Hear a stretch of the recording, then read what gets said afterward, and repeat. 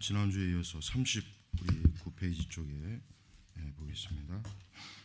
39페이지 보면은 이제 전반적으로 1장은 이제 전체, 그러니까 지금 이제 이 복음주의 발흥, 그러니까 복음주의 역사 시리즈의 주 대상은 어디냐면 영미권이에요. 영미권이기 때문에 이 책의 내용은 전체 시리즈 자체가 이제 앞으로도 계속 보겠지만은 주로 영미권을 배경으로 하는 거예요. 그래서 지금 여기서도 1장에서도 보면은 먼저 영국, 그다음에 복음주의 역사에서 영어 사용 세계의 인종 구성과 언어 구성의 중요성을 주목해야 된다. 자, 복음주의는 영어권에서 활발하게 일어났다는 것을 우리가 이제 중요한 전제로 삼아야 돼요. 왜냐하면 우리가 이제 복음주의 역사를 보면은, 이제 교회사를 보면은 대체로 건전한 보수적 복음주의는 다 영국이나 미국, 그다음에 20세기에는 주로 미국으로 치우치고, 영국은 한 19세기까지. 그러니까 영국이라는 나라가 우리가 이제 공부해 보면 이 책에도 나오지만은 굉장히 중요한 나라예요. 그 작은 섬나라지만 그 대륙의 그 많은 그 여러 개신교 국가들 뭐 그 다 합쳐도 영국의 그 복음주의 역사를 따라가지 못하는 거예요. 그 다음에 이제 그게 이제 20세기로 넘어오면서, 그러니까 좀 더 정확하게 얘기하면은 1차 대전 후에 이제 영국이 쇠퇴한단 말이에요. 1차 대전 후에 이제 영국이 쇠퇴하고 2차 대전에는 뭐 더 결정적으로 영국이 쇠퇴하죠. 식민지를 완전히 다 이제 내놓으니까. 그러고 난 다음에 이제 미국이 이제 주로 이제 그 복음주의 역사가 이어져요. 미국이. 그래서 그 이후부터, 그러니까 오늘날까지도 우리가 이제 알아야 될 게 뭐냐면은, 많은 사람들이 뭐 미국이 기독교가 쇠퇴했다, 또 기독교가 이제는 예전 맞지 못하다, 그런 평가를 많이 하는데, 그러나 우리가 알아야 될 게 뭐냐면은 아직도 전체 그 복음주의 역사에서 미국이 차지하는 비중은 굉장히 커요.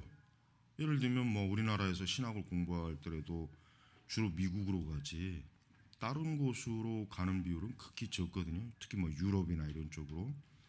그러니까 그만큼 뭐예요? 아직도 신학적인 영향력뿐만 아니라 교회 사역에 있어서도 굉장히 영향력이 크다는 거 알아야 돼요.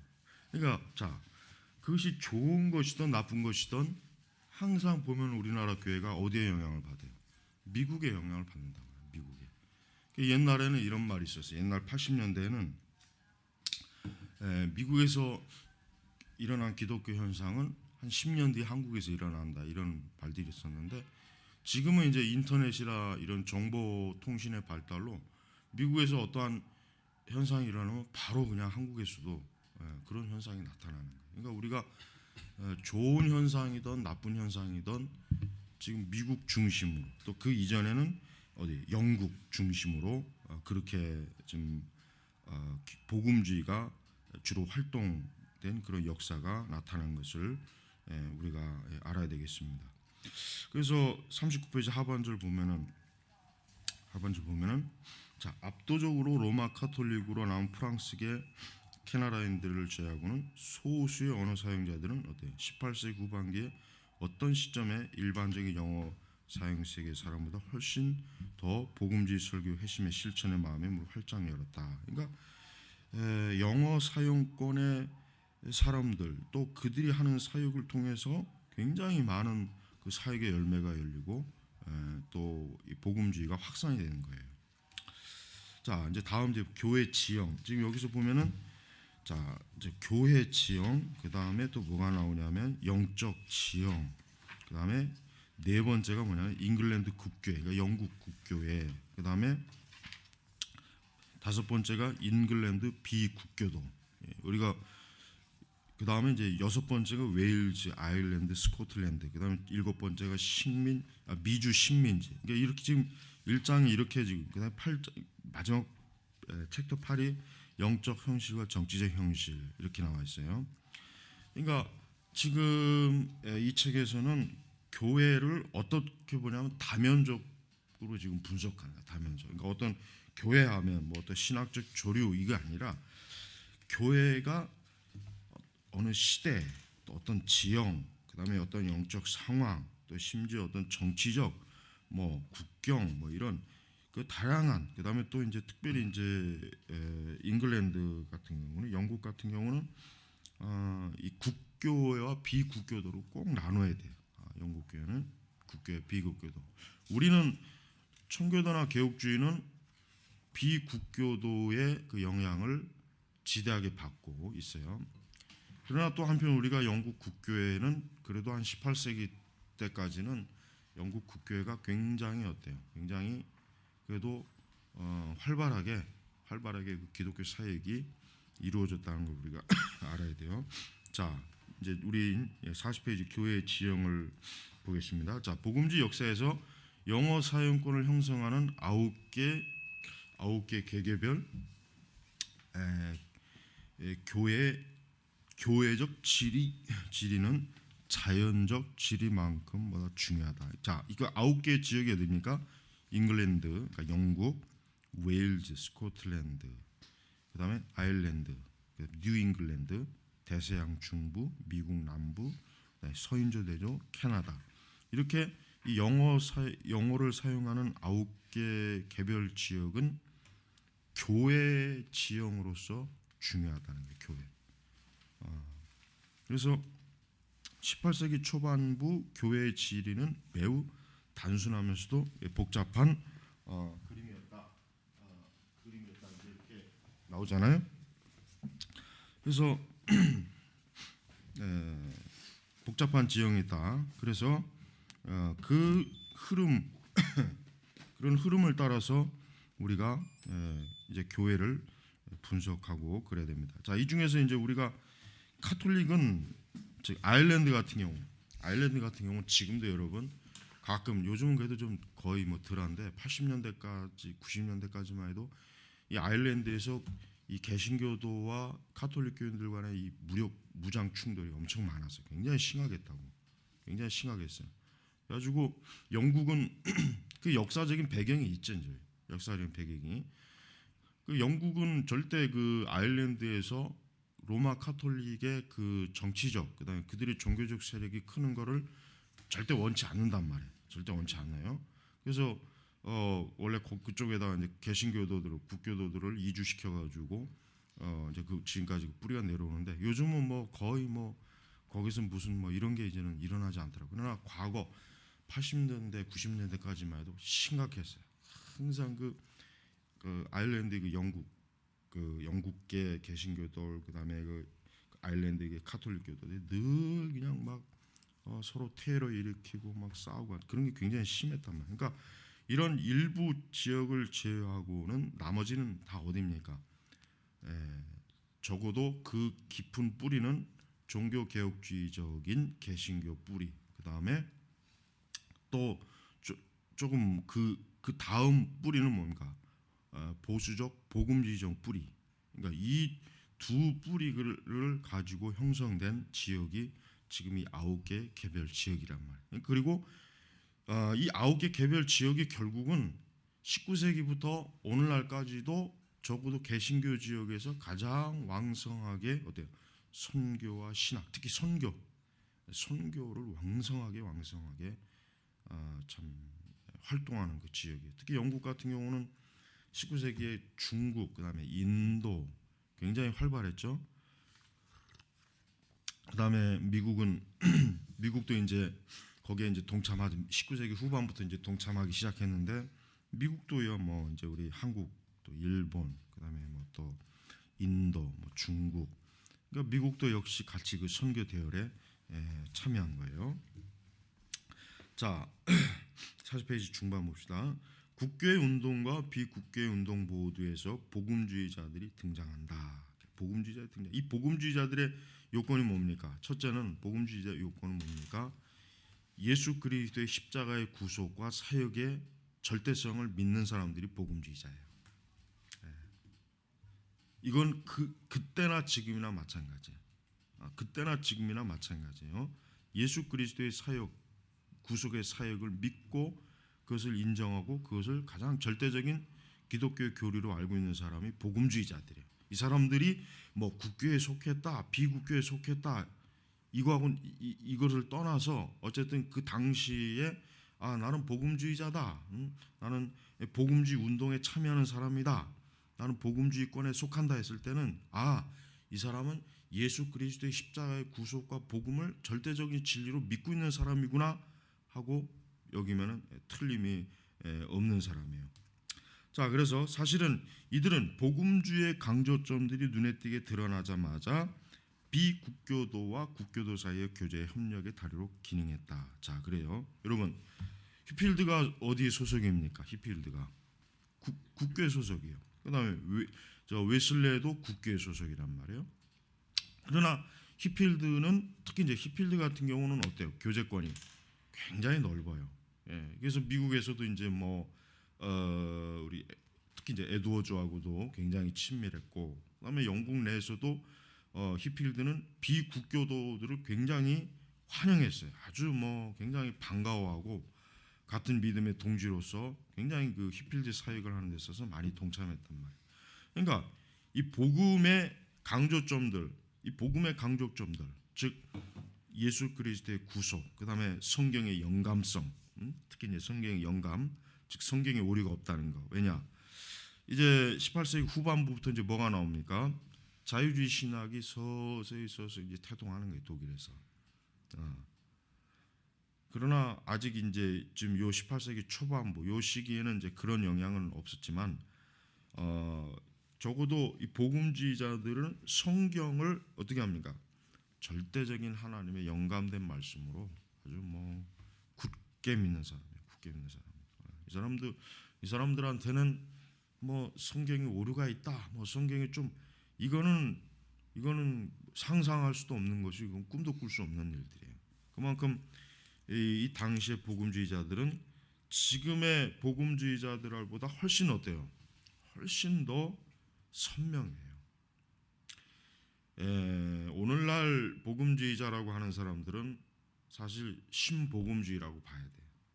거의 99%. 우리 한국교회는 100% 다 신복음주의자. 자, 복음주의자들은 굉장히 선명합니다. 그래서 이 사람들은 여기도 나왔지만 18세기 교회 이정표의 모습은 어때요? 복음주의 발전의 결정적인 중요한 사항이다. 개인의 종교적 경험, 따뜻한 마음을 지닌 그리스도인의 교제, 개인의 성경 해석 등에 대한 강조가 모든 복음주의 사이에 너무 강력했기 때문에 출발 초기부터 복음주의 운동은 딱딱한 교회관을 부드럽게 만드는 윤활유에 작용을 했다. 복음주의가 국교와 비국교 사이의 교회사적 지평에 성공적으로 자리 잡으면서 교회 자체의 성격, 역할, 영적 상태와 관련된 모든 문제들을 상대화시키는 효과를 가져왔다. 자, 여기서 이제 잠깐 보면 뭐가 중요하냐면, 자, 종교개혁 이후에 종교개혁 칼빈이 그분이 이제 돌아가시고 난 다음에 잠깐 어떤 시기가 있어요. 흔히 말해서 개신교 스콜라주의 시기가 있었단 말이에요. 이게 한 100년 정도가 차지해요. 그 다음에 복음주의가 나온 거예요. 그리고 독일의 경건주의도 넓은 테두리 안에서 복음주의를 볼 수가 있어요. 독일의 경건주의도. 자, 근데 이제 여기서 이제 조금 우리 개혁주의적 관점으로 좀 한 가지 분별하고 지내야 될 거는, 그러나 이 복음주의자들이 개혁주의나 칼빈주의의 그 뿌리는 있지만 그거를 이 사람들은 자신들의 어떤 전형적인 표지판으로 삼지는 않았어요. 요게 이제 우리가 꼭 알고 넘어가야 돼요. 요건 꼭 알고. 왜냐하면 우리가 이제 개혁주의 할 때 이미 이 시점에 오면은 지금 요 18세기에 들어와서는 사실 개혁주의는 대륙, 즉 화란 쪽에 주로 이제 개혁주의가 활발하게 거기서 작용하고 있었지. 영국이나 스코틀랜드나 이런 그 영연방 또 미국 이런 지역은 사실 칼빈주의나 개혁주의가 그렇게 선명하게 활동하지는 못했어요. 특히 칼빈주의. 그러나 이제 그 기본 바탕은 다 칼빈주의예요. 기본 바탕은 다 칼빈주의인데, 그러나 흔히 얘기해서 나는 칼빈주의자다, 나는 개혁주의자다 이렇게 확고하게 자기 색깔을 드러내고 사회가는 이들은 별로 없었고 누가냐? 나는 복음주의자다. 여러분 우리가 보통 히필드도 어때요? 히필드도 마찬가지였어요. 히필드도 마찬가지. 히필드도 자기 자신을 물론 칼빈주의 교리를 굉장히 중요하게 인 건 사실이지만 히필드는 자기 자신을 복음주의자라고 더 강력하게 자기 자신을 드러냈단 말이에요. 왜? 그렇게 해야 어떻게 합니까? 그 당시 선교라든가 그의 특별히 대중적 복음전도 부흥사역에 어때요? 더 많은 사람들을 참여할 수 있기 때문에 그러는 거예요. 그러니까 우리가 그럼 오늘날 여러분 보세요. 그럼 오늘날에는 어떻게 해야 되겠습니까? 오늘날에는 우리가 이제 기준이 있죠. 우리가 이제 예를 들면 이런 사람이 있어요. 내가 참 개인적으로 생각할 때 참 애매한 사람이 뭐냐면 분명히 카톨릭도 반대하고 은사주의 나쁜 점도 분명히 반대하고 또 교회가 어쨌든 하나님의 말씀 중심으로 나아가야 한다 이런 생각을 가지고 있으면서도 그런 생각을 가지고 있으면서도 어때요? 자기 그러니까 그러면서도 그 사람이 사역의 활동을 보면 굉장히 좀 광범위하게 넓게 퍼져 있는 거. 그러니까 어느 정도 은사주의자들하고도 이렇게 막 좀 어느 정도 교류도 하고 또 뭐 이런 대중적인 복음주의 운동에도 참여하고 이런 사람들하고는 참 이게 애매하다는 거예요. 과연 이런 사람들을 이런 사역의 교제권에서 인정을 해야 되느냐 말아야 되느냐 이게 참 애매하더라고 이게. 그래서 아직 뭐 지금 여기서 우리 책에서 다루는 이 시대는 그 정도까지는 아니지만 우리는 개혁주의적인 관점에 의해서 우리는 적어도 우리 시대에 어때요? 개혁주의에 대한 더 선명하고 분명한 어때요?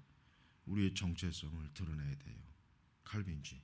왜냐하면 그것은 우리 자신을 위해서도 그렇지만 예를 들면 우리의 사역이 어떤 사역이냐라고 궁금해하고 또 의문을 푸는 사람들에게도 우리는 우리의 정체성을 분명하게 드러낼 필요가 있기 때문에 그래요.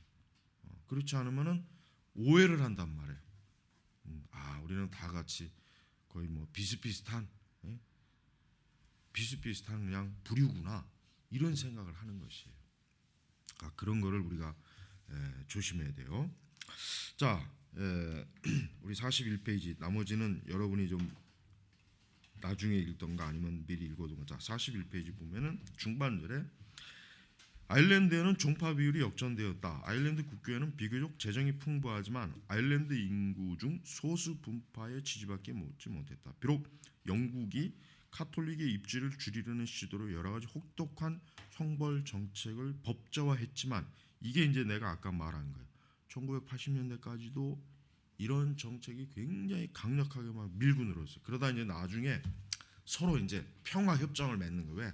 하도 이제 이 종교 문제 갖고 막 싸우고 다투고 뭐 죽이고 뭐 20세기 대낮에도 그냥 막 그 수시로 테러가 일어나고 그러니 이제 안 되겠구나 해서 이제 서로 협정을 맺은 그 뒤부터 이제 그런 일이 없지만 영국은 아일랜드에서 이 카톨릭이 활발한 것을 절대 원하지 않아요. 정치적으로도 원하지 않고 종교적으로도 원하지 않고 그러나 아무리 그래도 안 됐더라고요. 아일랜드의 다수가 로마 카톨릭으로 남아있어요. 그게 지금까지 나온 거예요.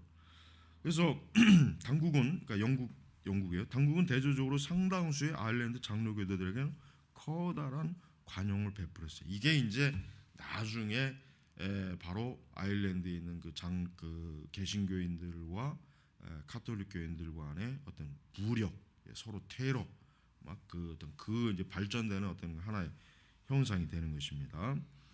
자, 그래서 이들은 17세기 스코틀랜드와 잉글랜드 정착민들의 후손들로서 주로 얼스터 북부 지방에 집중되어 있었다. 그래서 북부와 남부가 이렇게 서로 차이가 되는 거예요.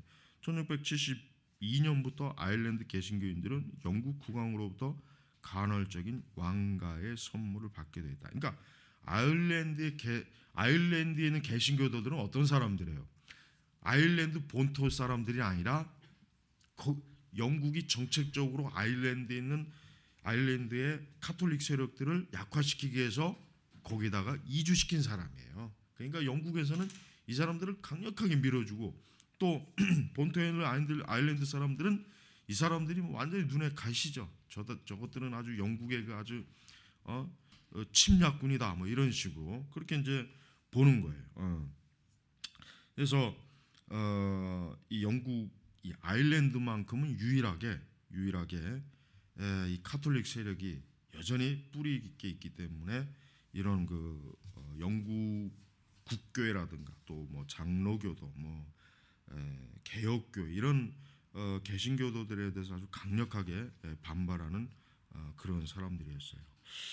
자, 이제 42페이지로 넘어가면 중간 중간에 이제 여러분들 한번 다 읽어 뭐 왔든지 하여튼 보든지 그렇게 해야 됩니다. 자, 43페이지 중반절에 이제 봅시다. 뉴잉글랜드에는 청교도 정착민들이 회중파 교회를 세웠다. 자, 뉴잉글랜드가 어디입니까? 미국의 그 동부 지역이죠. 보스턴, 특히 보스턴이라든가 이쪽 중심으로 우리가 이제 에드워즈가 그 살던 그 지역을 좀 이렇게 이제 한번 잘 이제 머릿속으로 그려보세요. 그러니까 미국이 처음에 미국 북대륙이 영국의 그 정착민들 또 식민지들이 전부 다 어때요? 그 미국 동부 쪽에 다 자리를 잡았단 말이에요. 동부 쪽에. 근데 거기가 말 그대로 뭐예요? 뉴잉글랜드. 그러니까 새로운 영국이다. 이게 새로운 영국. 근데 청교도 정착민들이 주로 누굽니까? 회중파예요. 그래서 에드워즈도 그렇지만은 우리가 이제 보통 한국에는 회중파라고 하는 개념이 거의 한국에는 없어요. 한국에는 주로 이제 우리 장로교가 거의 한 65% 차지하잖아요. 그러나 이제 우리가 청교도들 중에서도 장로교도가 있고 회중파가 있고 또 알미니안파가 있고 이런 여러 다양한 분파가 있단 말이에요. 그 청교도들도 그 세대마다 여러 급진적 또 청교도들도 있고. 근데 자, 이 교회는 어때요? 17세기 동안 제국의 어떤 국교회보다도 어때요? 지역 대다수의 충성을 누린 듯하다. 그렇죠? 뉴잉글랜드에서 처음에 청교도들이 정착하고 그 이후에 이제 회중파는 굉장히 활발하게 교회를 세우고 아주 강력하게 그 뉴잉글랜드 지역을 어때요? 강력하게 개신교화하는데 아주 공로가 커요. 굉장히 커요. 그래서 18세기 초 소수의 침례교인과 케이크교도가 발판을 세웠다. 그러니까 18세기 초에 비로소 이제 침례교인과 케이커교가 발판을 세웠는데 나중에는 이제 이 침례교도들이 어떻게 돼요? 미국의 기독교를 거의 주류가 됩니다. 미국의 전체 그러니까 숫자 면에서 주류가 되는 거예요. 왜냐하면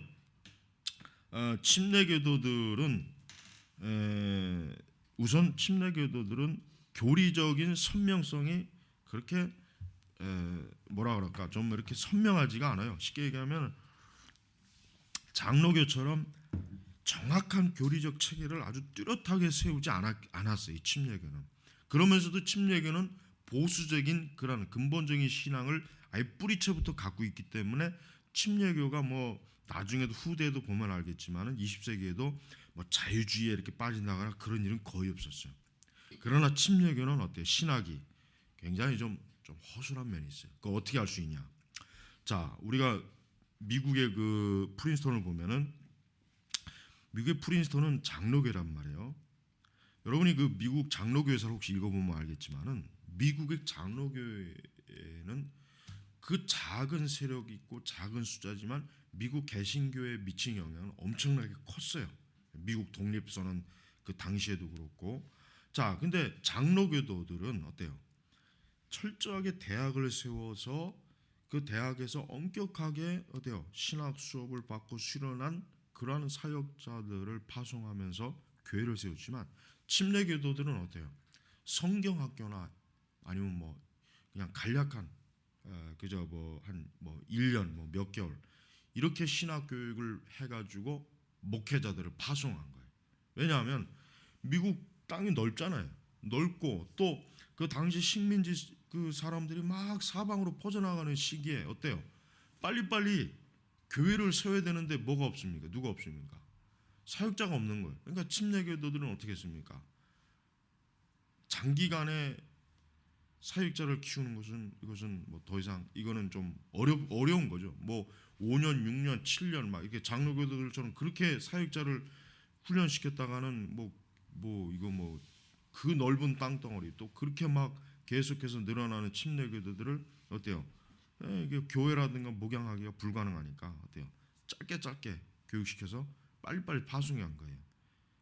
그게 이제 침례교의 어떤 그 하나의 뭐라 그럴까 신학생 목회자 수급 정책이지. 그러나 장로교도들은 안 그랬어요. 장로교도들은 어떻게 했습니까? 철저하게 어때요? 아주 신학을 제대로 가르치면서 파송을 했단 말이에요. 그러니까 그런 그 차이점 때문에 물론 뭐 청교도 회중파도 마찬가지겠지만은 결국은 침례교가 더 어때요? 미국에서 확산해. 그래서 미국의 가장 강력한 기독교 세력은 남침례교죠. 남침례교. 그리고 그 남침례교 사우스웨스턴 같은 경우 세계 최대 신학교라고 하잖아요. 엄청나게 많은 숫자요. 저도 거기 한번 가봤는데, 하여튼 뭐 도서관이라든가 이런 거 보면은 하여튼 뭐 대단해요. 그래서 그다음에 1720년대부터 잉글랜드 극교회가 조금씩 생기기 시작했다. 그러니까 자 보세요. 미국을 왜 청교도의 나라라고 합니까? 청교도가 제일 먼저 발을 붙였기 때문에 그래요.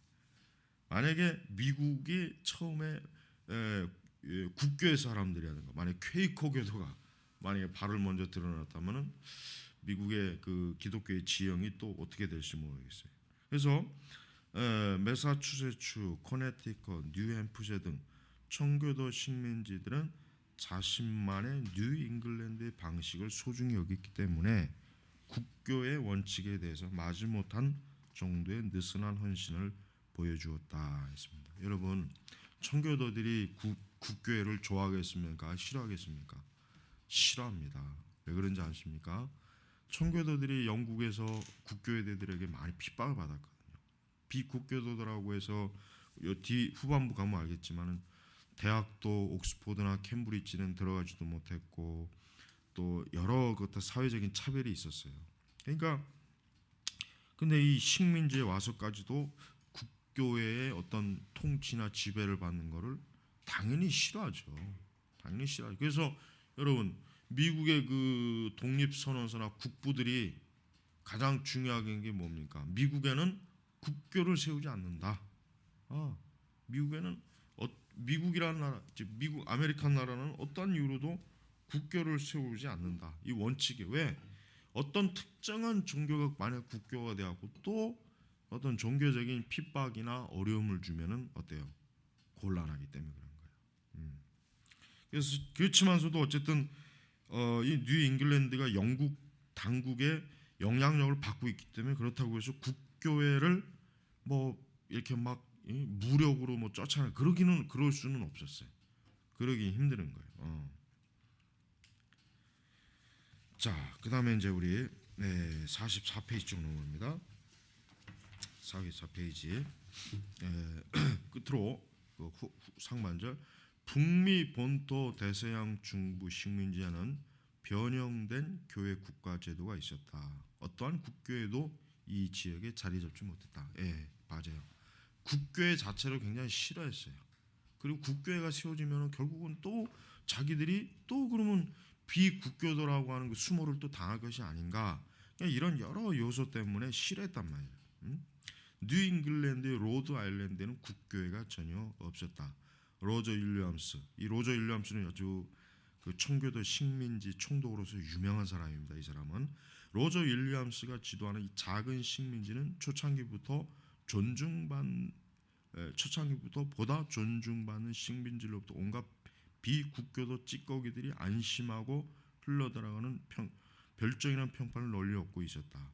뉴욕, 뉴저지, 펜실베니아는 이와 달랐다. 급속한 성장, 경제적 번영, 좋은 교회가 있었다. 그러나 다양한 유형 교회가 존재했다. 18세기 초까지 다양한 사람들이 이 지역에 유입되었다. 단순한 사실만으로도 식민지는 단일한 국가교회 수립 가능성은 애초부터 배제되고 그 대신 뭡니까? 잉글랜드 국교회, 케이커, 로마 가톨릭, 유대인, 장로교인, 회중주의자, 자 이제 네덜란드 개혁파, 메노나이트, 모라비아, 동일 개혁파, 다양한 종파의 회중입니다. 자, 미국이란 나라가 여러분 인종의 전시장이지만 또 한편으로 뭐예요? 종교의 전 세계의 모든 종교의 전시장이 또 미국이에요. 네. 미국에는 지금도 부두교도 있고, 뭐 힌두교도 있고, 불교도 있고, 미국이란 나라가요 가면 갈수록 어때요? 어떤 국교의 개념이 없으니까 모든 종교가 다 와서 어떻게 해요? 뿌리를 내리는 거예요. 그나마 이제 다행히도 이제 주류 종교는 이제 우리 개신교, 그다음에 청교도, 주류 종교가 그나마 이제 개신교, 청교도니까 다행이죠. 그러나 여러분 지금은 안 그렇죠. 지금은 로마 카톨릭이 미국의 가장 압도적인 숫자도 많고 또 영향력도 큰 그러한 종교가 되어버렸습니다. 우리가 이런 걸 볼 때마다 참 안타까워요. 그래서 나는 이런 생각을 해요 가끔. 미국의 처음에 그 참 국부들이 그냥 좀 청교도 이런 개신교 정통 이를 좀 국교로 했으면 얼마나 좋았을까, 그런 생각을 사실 많이 해요. 물론 사실 미국이란 나라가 1920년도, 30년, 40년도, 50년도까지도 사실 엄밀히 얘기하면은 미국은 국교의 개념이 없었지만은 미국은 그래도 신교, 즉 개신교가 거의 국교나 다름없이 영향력을 행사했고 그렇게 왔어요. 사실은 모든 면에서. 그러나 이제 지금은 이제 그게 무너졌지만 그래도 미국이 독립한 해가 1776년이잖아요. 그 전에도 그렇지만 그 후도 지금 그래도 미국이란 나라가 상당한 기간 동안 개신교 주류들이 어때요? 거의 국교에 맞먹는 그 영향력, 역할을 우리가 해왔다는 것을 우리가 알아야 됩니다.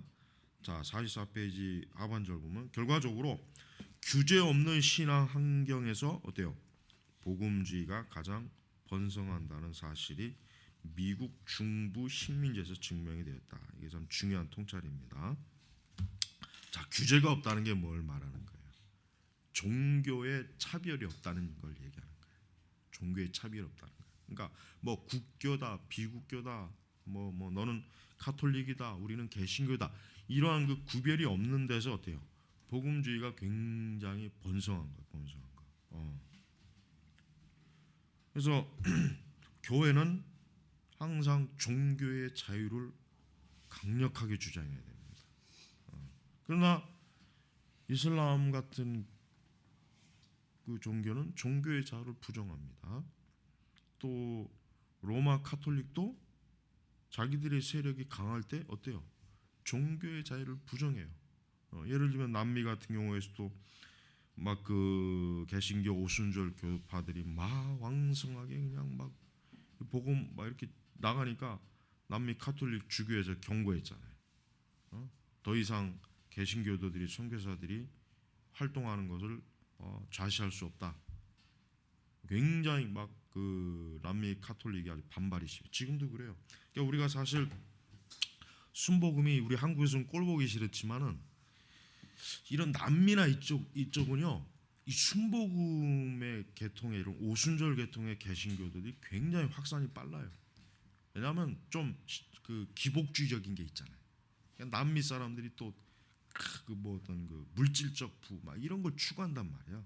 그러니까 그 다음에 또 순복음이 또 이렇게 확 뭐랄까 이 인간의 그 종교적 감정을 확 그냥 막 활동성 있게 막 그런 걸 한단 말이에요. 그러니까 딱 이게 맞아 떨어지는 거예요. 카톨릭은 너무 정체됐고 고리타분하고 이게 뭔가 좀 그런 게 있는데 이 개신교 오순절 교파는 어때요?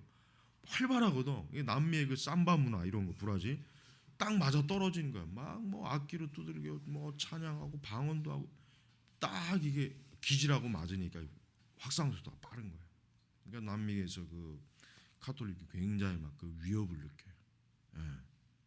그래서 우리가 종교라고 하는 것은 그래요.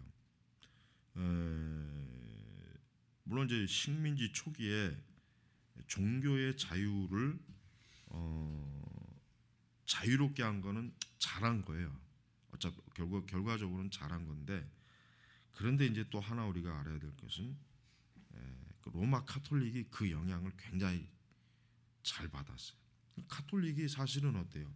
역사적으로 유럽 대륙에서 카톨릭은 자기들의 세력을 거의 공교하는데 얼마나 그 많은 아주 강력한 아주 진짜 뭐랄까 그 제도적으로나 또 정치적으로나 심지어 군사적으로 카톨릭 외의 세력들을 뿌리 뽑는데 얼마나 열심히 했습니까? 근데 미국에 오니까 어때요? 카톨릭을 그렇게 배척을 하지 않는 거. 물론 굉장히 배척을 많이 했어요, 사실. 그래서 처음에 청교도들이나 식민지에서 로마 카톨릭 교도들은 굉장히 경계의 대상이 됐어요. 그러나 시간이 가면 갈수록 점점 어때요? 카톨릭이 영향을 뻗치는 거예요. 그래서 카톨릭이 종교의 자유로 인해 규제 없는 이런 신앙 환경으로 인해서 카톨릭이 어떻게 됩니까? 굉장히 많이 확산이 됐고 뿌리를 열었고, 심지어 또 뭡니까? 카톨릭은 항상 정치적인 그 어떤 그 매듭, 정치적인 그 요소가 있기 때문에 늘 어떤 국가와의 어떤 이런 관계 속에서 지원받는 걸 잘해. 지원. 우리나라도 보니까 문화공보부에서 이제 종교마다 이제 이렇게 이렇게 지원하는 이런 게 있는데, 얘기를 들어보면은 천주교에서 제일 많이 그걸 얻어간다고 하더라고요. 제일 많이 그런 얘기를 하더라고요. 그러니까 개신교도들은 왜 그렇게 못하냐, 이제 그런 얘기도 많이 있어요. 그래서 여러분들이 이 다음에 사역을 할 때 그 지역에 있는 공공기관을 유심히 잘 받아야 돼요. 공공기관에서 정당하게 종교 활동을 할 수 있는 어떤 그 재정적인 혹시나 이런 거 항상 잘 눈에 살펴봐야 돼. 그래서 그런 거 있으면 끌어와 가지고 써야 돼. 그걸 우리가 왜 다른 종교 왜 뺏기냔 말이야, 바보같이. 그러니까 항상 그런 거에 대해서도, 그러니까 여러분들이 그다음에 목회할 때 그 지역의 공무원들, 공공기관들하고는 항상 잘 지내야 돼. 그래야 돼. 꼭 그래야 돼. 그건 중요한 거예요. 항상 그들하고 좋은 관계를 맺어야 돼. 나쁜 관계를 맺으면 안 돼. 그래서 여러분이 가능하다면은 연말이나 연초에 있으면 그 지역에 있는 구청에 있는 청소부라든가 경찰서 있죠. 그런데 꼭 이렇게 선물이라든가 이런 거 꼭 해줘요. 할 수 있으면 해요. 그거 굉장히 좋은 거예요. 그렇게 하는 게 안 하는 것보다 100번 좋아요. 특히 경찰서 같은 경우. 그 지역에 있는 경찰서를 몇 개 되겠어요? 파출소나 이런 가서 경찰 공무원들 수고한다고 이렇게 꼭 해줘요. 그러면은 교회 얼마나 이게 유리한지 말도 못해요. 그거 꼭 해야 돼. 이거는 나쁜 게 아니야. 우리가 그런 걸 통해서 우리가 어떤 사회적인 제약이라는 이런 걸 넘는데 굉장히 도움 많이 받아요. 이건 중요한 거니까 여러분들이 꼭 그걸 명심하고 있어요. 자, 잠깐 쉬고, 우리 영적 지형으로 이제 나오겠습니다. 자, 이제 영적 지형, 굉장히 중요해요. 그러니까 영적 지형이라고 하는 것은 여기 딱 이제 서두에 나오지만 복음주의 부흥 전야의 영어권 세계의 영적 건강 상태는 언제나 논쟁거리다. 이게 참 그래요. 왜냐하면 우리가 이제 여러분 이걸 조심해야 돼. 환상을 가지면 안 돼. 그러니까 후대 사람들은 옛날 시대를 항상 그 시대는 항상 좋았다. 그 시대는 항상 모든 게 그렇지 않아요. 여러분 18세기가 부흥의 세기이지만은 문제도 많은 시대예요. 18세기가 부흥도 많았지만 문제도 많고 또 정말 그 굉장히 오류도 많았던 시대예요. 그러니까 내가 볼 때는 지금 시대가 앞으로 이제 더 그러겠지만 지금 시대가 기독교의 전체 역사를 판단하기 제일 좋은 시대야. 왜? 모든 자료가 다 있거든. 모든 것을 객관적으로 볼 수 있는 자료가 지금 다 있단 말이야. 그러니까 우리는 환상을 가지면 안 돼. 아까도 얘기했지만 청교도들에 대한 환상도 우리는 조금 조심해야 돼. 왜? 청교도는 그러니까 청교도에 환상을 가졌던 사람이 청교도들이 인디언을 학살했다니까 그냥 충격을 먹는 거예요. 근데 우리가 청교도에 대한 환상을 가지면 안 돼. 왜? 청교도들도 어느 정도의 오류가 있었고 또 잘못된 열심주의, 신앙주의, 광신주의도 있었고 또 청교도 자체도 그 경건함이 떨어지는 사람도 있었고 또 신학적으로도 또 아직도 신학적으로 봤을 때 청교도가 오늘날만큼 이 조직 신학이나 어떤 성경 신학 그거에는 미치질 못해요. 그 사람들이 왜? 그 사람들이 그 정도의 신학적인 발달은 아직은 그때가 아니었거든. 그러니까 우리가 어떤 환상을 가지면 안 된단 말이야. 환상. 항상 객관적으로 봐야 돼. 객관적으로.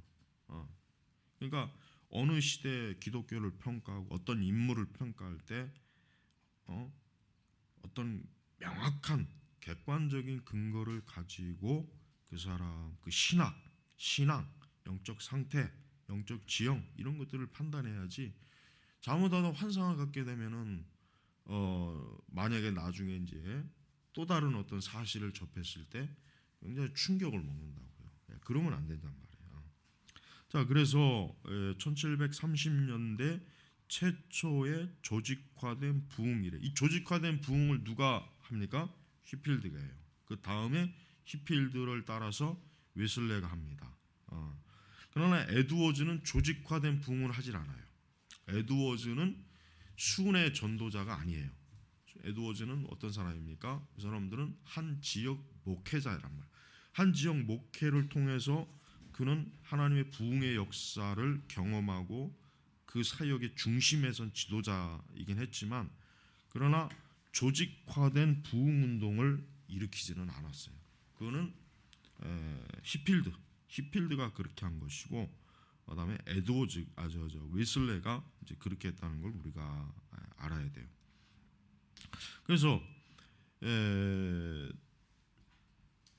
계속해서 자, 예를 들면 조나단 에드워즈는 1734년 또 35년에 놀랄만한 부흥이 일어나기 전 그가 사역하던 그 노스햄프턴, 매사추세츠 그 지역들에 있는 사람들이 신앙적인 일에 대단히 민감하지 못한 아주 끔찍할 정도의 지루한 시기. 그러니까 더 정확하게 얘기하면 굉장히 그 영적 그 상태가 하락된 시기였죠. 그때가 하락된 시기였어요.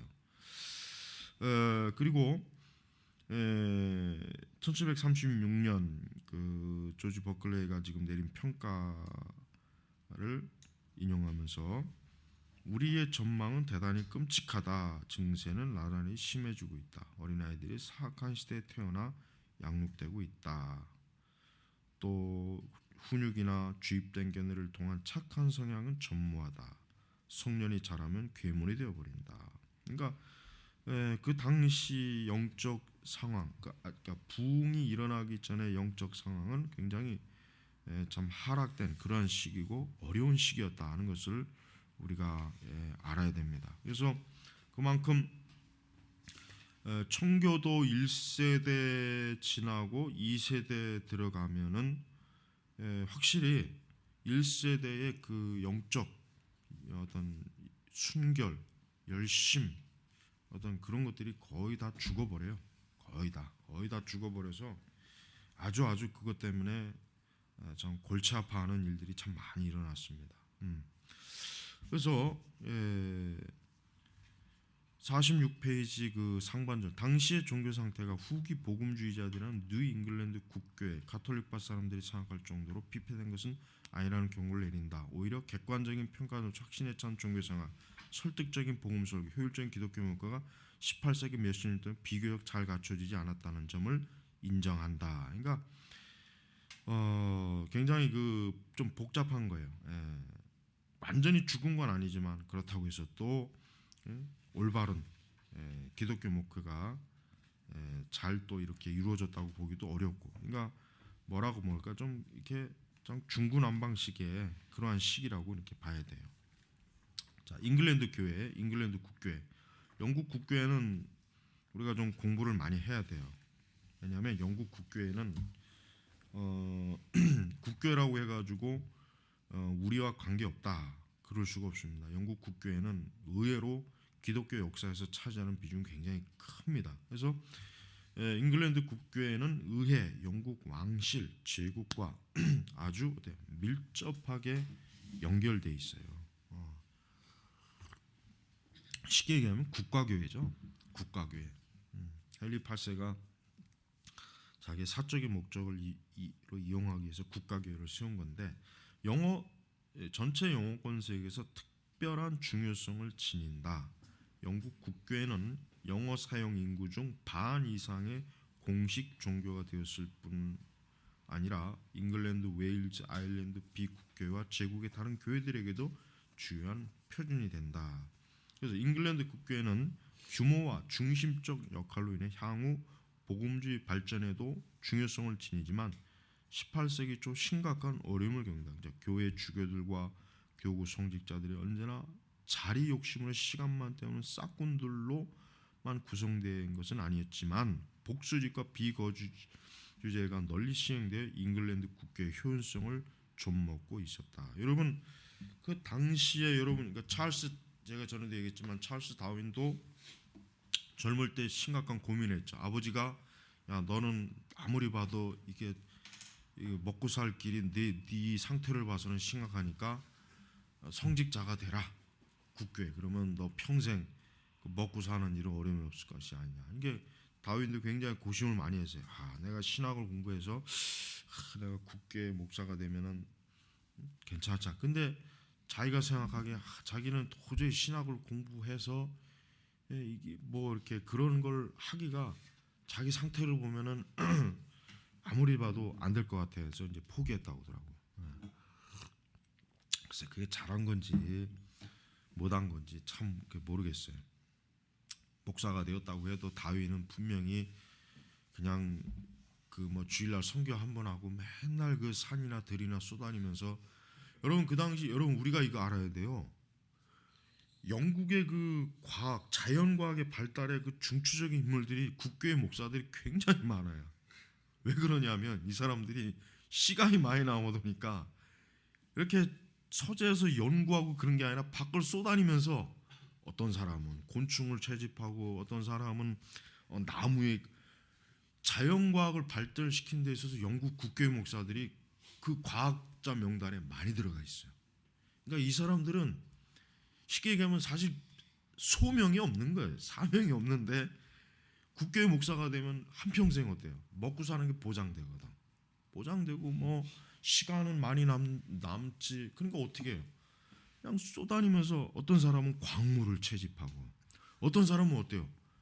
과학에 흥미를 가져갖고 막 실험을 하고 그런 일도 많았단 말이에요. 그러니까 지금 얘기하는 게 뭐냐면은 굉장히 영국 국교회가 이 규모와 조직은 잘 짜여져 있는데 실제로 목회자들의 영적인 효율은 어때요? 너무 뒤떨어지는 거예요. 그리고 어떤 한 지역에 임명을 하면 이 사람이 그 지역에 계속 거주해야 되는데 그렇지 않고 그냥 대리자를 이렇게 거주시켜 가지고 그냥 교구 이렇게 다른 사람한테 이제 대리로 그 교구 일을 하게 하는 이런 일들로 많이 있었단 말이에요. 그러니까 그게 굉장히 이 영국 국교에서 아주 문제가 많이 돼 버렸어요. 그래서 성직록은 보유하는데 막상 가보면 그 사람이 없어. 분명히 여기 이 사람이 있어야 되는데 가보면 없는 거예요. 어디 가냐? 딴 데 가가지고 그냥 뭐 헛짓을 하고 있는, 거기서 놀고 있는 거예요. 그러니까 이런 일들 때문에 영국 국교회가 어떻게 됩니까? 18세기 후반에 들어오면은, 그러니까 여러분 왜 웨슬레나 히필드가 활동하던 시대에 왜 그런 일은 바로 이런 일 때문에 히필드나 웨슬레가 볼 때 영국 국교회가 엉망이라는 거예요. 가서 복음도 안전하지. 그 교구민들의 영적 상태는 완전히 그냥 바닥이지. 그러니까 이게 말이 아닌 거예요. 말이. 그러니까 휘필드나 웨슬리 같은 사람이 각성 운동을 하고 싶어서 한 것이 아니라 영국 국교의 상태가 너무 바닥이니까 어때요?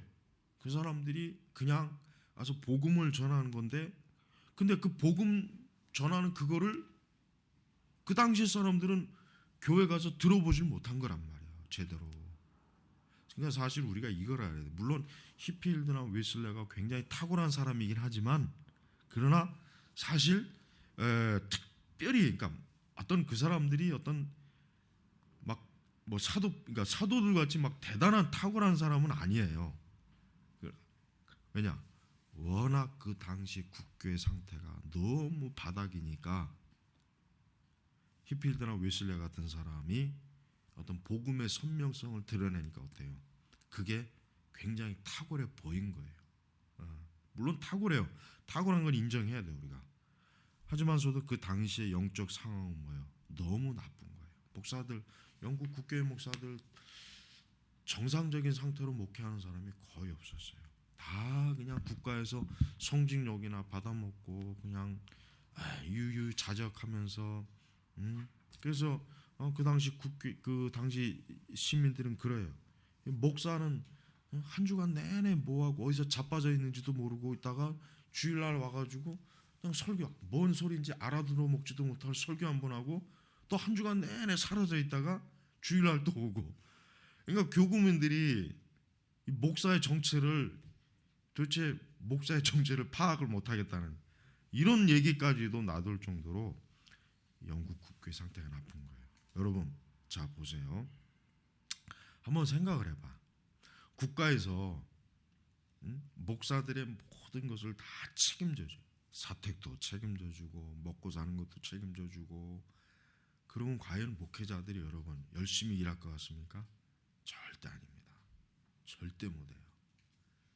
다 나태해져요. 그러니까 사실은 목회자가 어려움을 겪는 게 그게 나쁜 게 아니에요. 목회자가 사실 어려움을 겪으면 겪을수록 영적인 열심을 더 막 내려고 하지, 오히려 목회자가 모든 게 다 뒷받침되면 어때요?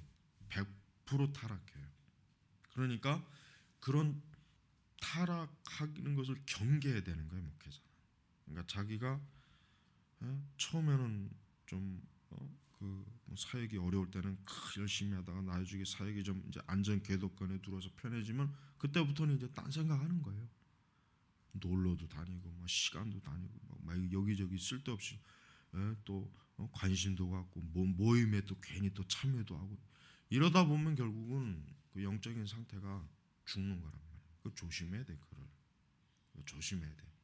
그러니까 사역자는 항상 그래요. 사역자는 정말 이 교회, 이 사역, 여기에 자기의 모든 걸 다 쏟아부어야지 다른데 이렇게 막 시간을 막 쏟고 관심을 가지면 그때부터는 벌써 이미 죽었다고 봐야 돼. 하나님이 그거는 굉장히 싫어하는 거란 말이에요. 그러니까 우리가 항상 하나님 앞에서 양들을 먹이는 목자의 역할을, 이게 제일 중요하다는 걸 알아야지 이거를 부수적인 일로 여기면 안 된단 말이에요. 부수적인 일로 그걸 그냥 뭐 습관적으로 하는 일로 여기면 큰일 나는 거예요. 큰일 나는. 그러나 하나님 앞에 아주 그는 진짜 아주 무섭게 책망받을 일이라. 그러니까 여러분, 우리 흔히 얘기해서 이제 교권, 우리 한국 교회에서도 봐요. 맨날 그 잔태에 나와가지고 얼굴 내민 그런 인간들을 보면은 다 어떤 인간들이에요? 다 하나님의 귀한 목양 사역은 부수적인 일이고, 맨날 밖에서 뭐 단체에서 뭐 일하고 그런 데서 일하면, 여러분, 내가 이거를 언제 깨달았냐면, 내가 이제 학부 때 내가 학부 때하고 연구원 때 그 두 번을 내가 뭐 총학생회에서 한번 일을 해본 적이 있어요. 근데 내가 그때 뭘 깨달았냐면, 거기에서 내가 활동을 해보니까 공부가 안 되는 거예요. 시간도 없고 맨날 쓰잘데없는 일에 그냥 이렇게 뭐 일에 참여. 내가 그때 이게 나중에 목회할 때 절대로 노예나 이런 총에서 일하면 안 되겠구나. 그래서 내가 나중에 노예에서도 내가 이제 부서기를 했지. 그때 내가 그냥 꾸준하게 그냥 했으면은 노예 임원도 됐을 거야 아마. 어? 근데 그때도 내가 부서기가 됐지만 나로서는 뭐 이렇게 모임이나 이런 거 보면은 좀 그래. 그래서 좀 등한히 했어요. 나중에 이제 좀 결국 잘렸지. 근데 봐요. 절대 여러분 그 교회 정치에 이게 끼어들면 안 돼. 근데 이제 교회 정치도 중요해. 왜? 이 사악한 놈들이 총회하고 노예에 있으니까 총회가 엄원대로 가잖아. 근데 사실 그건 나쁜 거거든. 그러니까 나는 이런 생각을 해. 그렇다고 해서 저런 총회나 노예에 저런 이 싹꾼들이, 이 정치꾼들이 들어가 가지고 주물럭주물럭거리면서 교회를 이상한 데로 가는 것도 참 문제지만, 그렇다고 저 판에 또 뛰어들면 어떻게 되냐? 또 그러면 나의 그 영적 사역이 또 이게 막 흐트러진단 말이야. 그러니까 그 양쪽을 탁월하게 할 수 있으면 좋은데, 내가 그럴 자신이 없으면은 목회만 전념해. 그게 좋아. 그게 좋지. 괜히 끼어들으면은 더럽혀진단 말이야. 예. 그러니까 우리가 영국 국교회라고 하는 게 말 그대로 국가교회죠. 자, 국가교회라고 하는 개념이 뭐예요? 결국은 목회자가 공무원이 되는 거예요. 이게 자기도 모르는 사이에 공무원이 돼버리는 거예요. 그리고 어떤 상급 단체, 상급자에 의해서 조정이 되는 거란 말이에요. 이러니 교회가 생명력이 있을 수가 없죠. 물론 교회 의식이나 제도는 뭐 확실하죠. 뭐 국가가 주도하는 거니까 얼마나 확실하겠어. 행정이나 의식이나 제도. 그러나 영적인 생명력은 줄어드는 거예요. 줄어드는 거예요. 내가 이제 존 스토트의 그 전기문을 읽어보니까, 그래도 이 존 스토트는 참 그 진짜 목회적인 사람이에요. 그 사람은 진짜 탁월한 사람이에요. 학적으로도 굉장히 탁월하지만 목회적으로도 굉장히 탁월한 사람이에요. 그러니까 그는 자기가 그 목회 처음에 그 배정받은 그곳에서 그러니까 신방하는데 굉장히 많은 시간을 쏟으면서 양들을 목양하고 이런 신방하면서 그들을 영혼을 돌보고 이런 사역을 잘했더라고요. 예. 그러니까 사실 그런 사람이어야 돼요. 사실 그런 사람이어야 된단 말이에요. 그렇지만 대다수의 국교의 성직자는 어땠겠어요? 그냥 자기 사무실에 앉아갖고 그저 행정 업무나 보면서 그저 어떤 자기 어떤 개인적인 그런 사역에 관계될만 했지, 일일이 그 자기 교구민들을 다 찾아다니면서 그 교구의 양떼들이 어떻게 지내느냐 그걸 보는, 그렇게 사역을 한 사람들이 얼마나 되겠냔 말이에요. 그런 사람이 얼마 안 된 거예요. 그냥 알아서 다 교구에 있으니까 그냥 형식적으로 교구민의 어떤 상태는 알 수 있겠지. 그러나 직접 다 찾아다니면서 그 양들이 어떤지. 자, 교구를 이렇게 만들어준 이유가 뭐겠어요? 그 교구의 책임자가 그 교구 안에 있는 모든 그 국교의 성도들을 다 돌보라는 거란 말이에요. 돌보라고 밤낮으로. 근데 그 짓은 안 하고 산으로 들러 쏘다니면서 광물 채집이나 하고 건축 채집이나 하고 과학 실험이나 하고 있었으니 그거는 탁월했을지는 몰라도 그 영혼들은 어떻게 됐겠냔 말이에요. 하여튼 내가 확신하기에는 영국 국교의 성직자들 중에 지옥 간 놈들 많을 거예요. 난 그거 아주 확신해. 영적인 그 돌봄은 안 하고 맨날 쓰잘데없는 일하는 거. 그러니까 여러분, 목회자는 취미도 가지면 안 돼. 절대 취미도 가지면 안 돼. 목회자의 취미는 책 보는 거야 그냥. 그게 취미자 일이야. 절대 다른 취미 갖지 마요. 운동도 나는 좋아하지 않아. 왜? 운동 당연히 해야 되지만 운동하는 시간이 얼마나 많이 뺏긴지 알아요? 운동 1시간 하면은 앞뒤 전으로 준비하고 끝내고 정리하면 3시간이 걸려. 그래서 내가 그래서 뭐 안 하는 거야. 나도 운동해야 될 필요성은 아는데 그냥 운동 안 하는. 왜? 그 시간 하려면 그 시간이 얼마나 많이 뺏기는데. 그러니까 목회자는 죽으나 사나 자기의 목양 임무를 잘해야지 다른 거에 관심 갖고 그 절대 안 되는 거야. 하지만 절대 손대지 마. 그러니까 영국 국교회가 내가 지금 영국 국교회 요것만뿐만 아니라 영국 국교회 실상을 알려주는 그 내 책이 지금 있어 하나가 어디 그 책인데 그거 읽어보면은 아주 가관이야 가관 진짜 엉망영망. 그러니까 내가 그 실상을 보니까 야 이게 참 국교회가 왜 저 모양 저 꼴인지 이해가 가능해 이해가 가능해. 응? 이건 국교회뿐만 아니라 우리 국교회 아닌 우리 이런 다른 여타의 교파들도 마찬가지예요.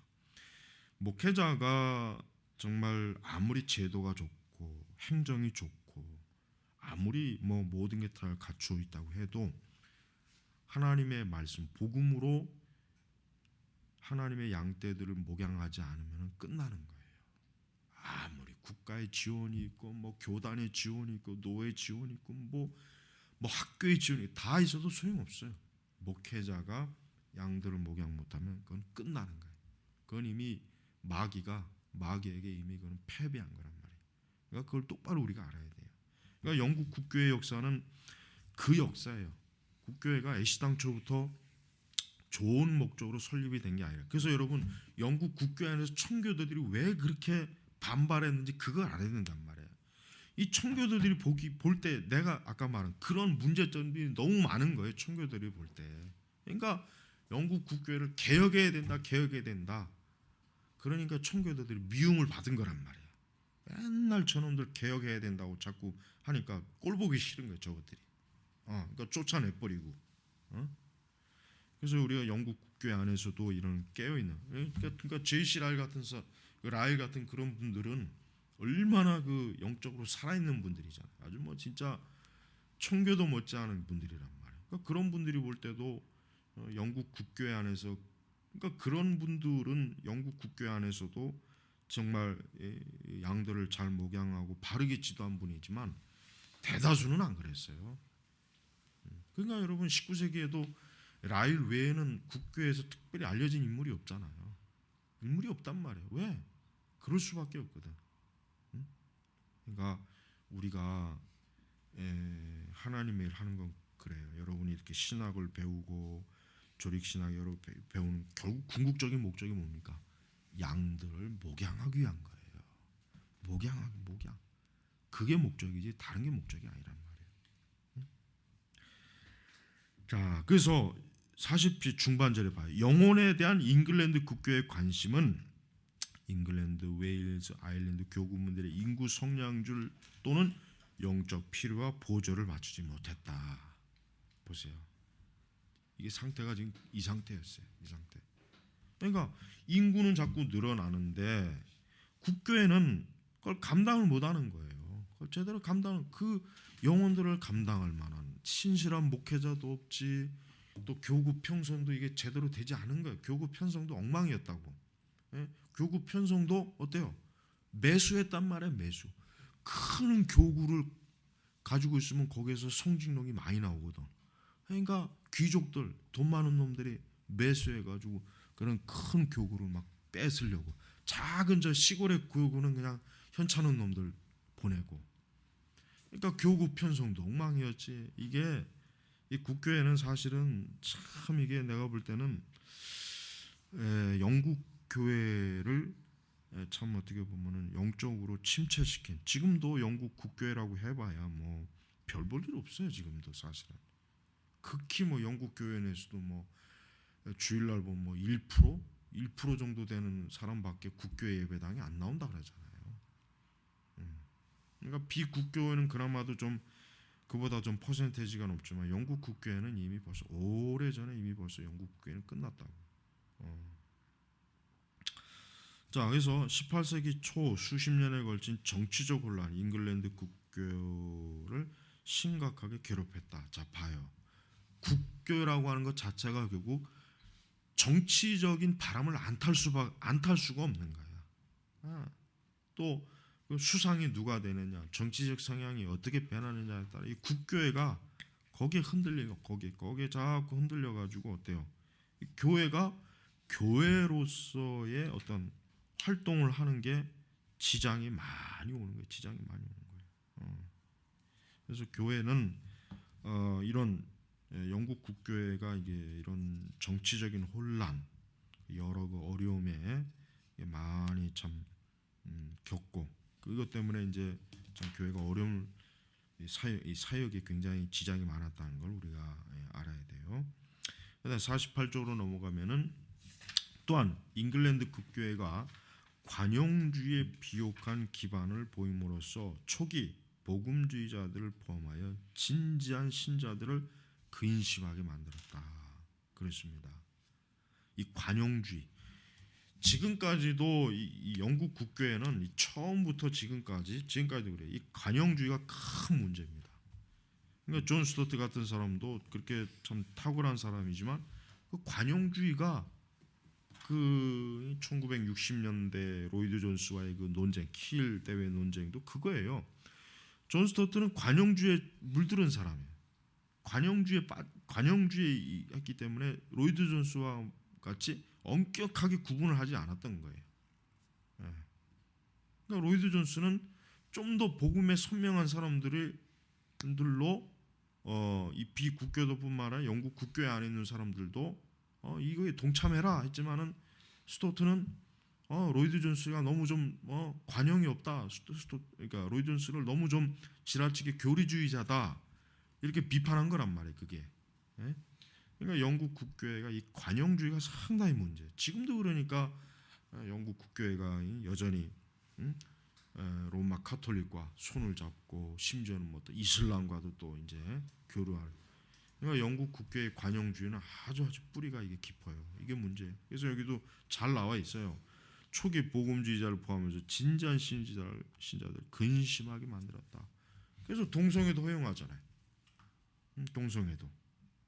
이게 관용주의예요. 관용주의. 이 관용주의는요. 하여튼 기독교에 아주 결정적인 해를 주는 아주 나쁜 거예요. 상당수 잉글랜드 국교의 지성인들은 청교도의 과도한 열광주의와 그래서 청교도들이 싫어한 거예요. 이 열광주의라고 하는 건 뭐예요? 청교도들이 더 국교회가 순결해야 된다. 더 교리적으로 선명해야 된다. 고교회적인 로마 카톨릭적인 의식을 좀 버려야 된다. 떠나야 된다. 이걸 주장한 사람들이 이걸 열광주의로 그냥 몰아붙이고 그다음에 로마 카톨릭의 강압적인 압제라고 간주한 신앙에 대항할 보다 평온하고 보다 자기 통제적인 보다 이성적인 신앙을 제시하고 있다고 믿었다. 그러니까 영국 국교의 주류가 누구냐? 중도주의자들이에요. 중도주의자들. 청교도들에게 그렇다고 해서 치우친 것도 아니고 그렇다고 해서 또 로마 카톨릭은 또 역시 경험해 봤으니까 아는 거예요. 로마 카톨릭은 또 역시 위험한 놈들이다. 그러니까 중도적인 어떤 입장을 취했는데 이게 사실은 시간이 흘러서 어떻게 됩니까? 관용주의로 빠지는 거예요. 관용주의로. 그래서 1694년 사망 이후에 한 세대 이상 영국과 식민지에서 널리 읽힌 대주교 틸로트슨의 설교는 중요해요. 잘 봐요. 원죄, 대속적 속죄 및 성령의 사역보다 뭐야? 의무, 인간의 노력, 일반론 도덕성을 강조한 거예요. 이게 19세기까지 계속 내려와요. 19세기까지. 그러니까 그 당시에 영국 국교회는 뭐예요? 복음이 없었다는 거예요. 복음이 쉽게 얘기하면. 아니 여러분 원죄, 대속적 속죄 이것보다 의무, 인간의 노력, 일반적 도덕성을 강조했다는 건 결국 뭐예요? 복음이 아니라 기독교를 뭐예요? 도덕적, 윤리적 종교로 탈바꿈 시켰다는 거예요. 그게 얼마나 심각합니까? 이러니 후대에 휘필드나 웨슬레 같은 사람이 얼마나 참 통탄했겠어요. 복음이 없는 저 영국 국교회에서 영혼들이 굶주리고 그리스도의 십자가의 복음을 듣지 못하니 그거를 휘필드 같은 사람이 볼 때 속 터지는 일이 아니겠냐고요.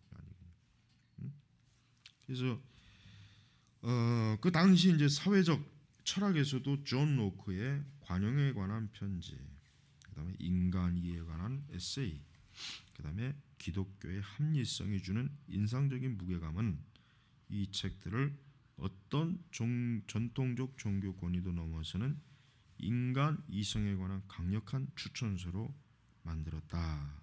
거기에다가 이제 한술 더 떠가지고 유니테리언적인 서뮤엘 클라크의 유니테리언적인 성경 해석, 성경의 삼위일체 교리를 출판했을 때 호된 공격이 일어났지만 뭐요? 교회는 철회를 요구하지 않았다. 봐요. 삼위일체, 유니테리언적인 삼위일체까지 했는데도 이 사뮤엘 클라크를 어때요? 교회에서 내쫓지 않은 거예요. 그러니까 어느 정도로 영국 국교회가 타락했는지 여러분 이해가 가죠? 왜 히필더 위슬레가 그 강력한 복음사의 활동을 했는지 이해가 갈 겁니다. 이런 배경이 있었다는 거 알아야 돼요. 자, 잠깐 마치고 기도하겠습니다. 하나님 아버지, 우리가 이 복음지 역사를 배우면서 우리 앞 세대 이 교회들이 얼마나 참 어떠한 상황에 있었는지를 명확하게 보면서 오늘 이 시대에 저희의 발걸음을 정합니다. 과거의 오류를 답습하지 말고 진리를 온전하게 추구하는 저희의 사역이 되게 하시고, 또 저희 학교가, 우리 제네바 신학교가 바른 신학을 가르쳐서 하나님께 영광을 돌리게 하옵소서. 예수님의 이름으로 기도 올렸습니다. 아멘.